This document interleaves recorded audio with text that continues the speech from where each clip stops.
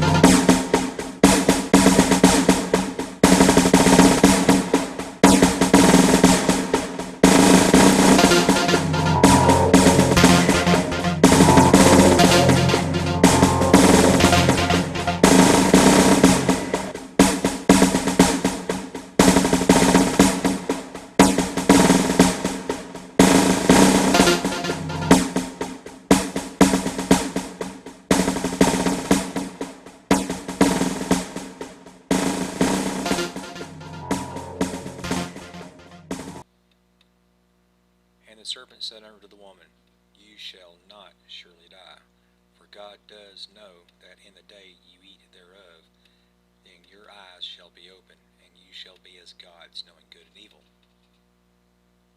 Well, that started it all. Death.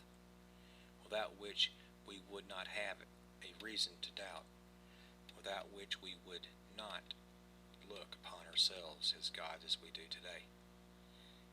This is the sinful mind screw that all us humans face trying to understand why we are here. But the Bible is clear. God put us here. Those that choose to deny God look for every excuse possible to continue to deny Him. Thus, Satan puts in our minds evolution as a means to keep us separate from God. In Genesis, there is a worldwide flood.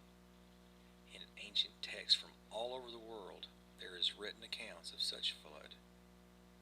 So, looking at the sedimentary layers of strata throughout the world, it is accepted that, yes, there was once a time where the world was covered with water. The evolutionists wish you to believe that you came from a rock, whereas it came to life. And over millions and millions of years, that living rock evolved into you. That kind of reasoning makes more of a leap of faith than believing God created you. The evolutionists will have you believe that the strata is layering due to time, calling it the geological column. They even use strata to date the fossils, and using the made-up evolutionary timeline, they use the fossils to date the rock, since they cannot actually date the strata. Since they need millions of years to justify the evolutionary theory, they separate the strata layering into made-up ages consisting of millions of years, even though they find the same fossils throughout the strata. This strata was formed by sediment throughout the strata. This strata was formed by sedimentary layering you find in the flood. Here's an experiment you can do at home. Get a large mason jar or old pickle jar. Go get some dirt and sand, throw in it, break it down pretty good and fine. Throw a bone in it maybe. Then fill the rest of it with water. Mix it up real good, then spin it and spin it and spin it to simulate a flood moving in one direction over the ground. Set it down and let it settle. Bingo. You will have sedimentary layering. That jar of dirt and sand would roughly be 4 inches thick, representing maybe 1,000 years or more. That bone thrown in, it'll settle through the layering, showing the theory of evolution inconsistent with the dating, since the bone will be found throughout the layers. There have been hundreds of trees found standing upright through what the evolutionists call millions of years of this strata.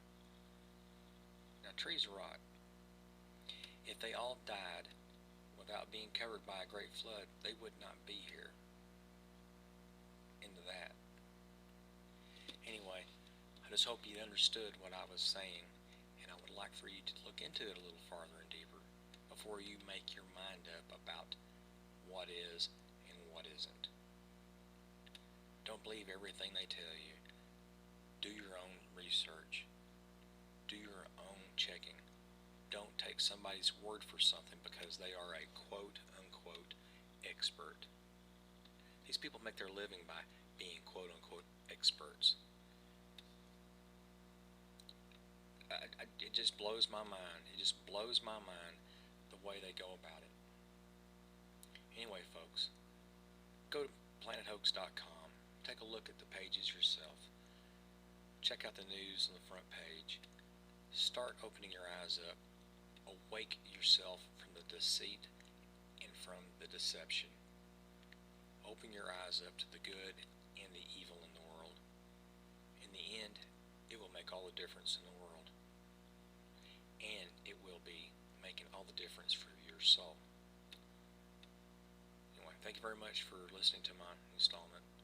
There'll be plenty more coming up soon.